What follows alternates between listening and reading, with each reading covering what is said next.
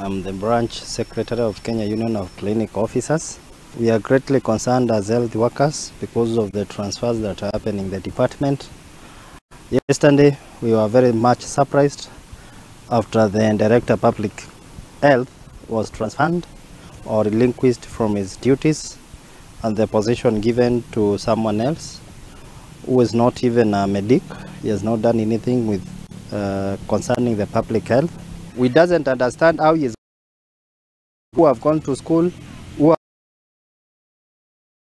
of education and are licensed to practice at the public health officers. They have been given, he has been given that supervisory role, whereas he doesn't have the knowledge, the skill and the experience to be able to guide people who are professionals. These transfers are not well thought of, discussed as it's supposed to be, and done accordingly to the needs of that position. And that is why you can see someone is being appointed into a position, within 2 days he is removed. We want to tell our county secretaries that kindly, as the head of public service in Meru County, do not water down professionalism. Do not water down the ethics and ethos that are supposed to guide public servants.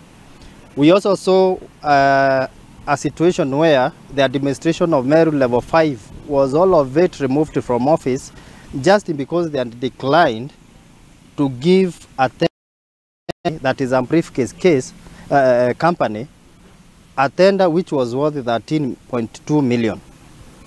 And that warranted all of them to be removed from office.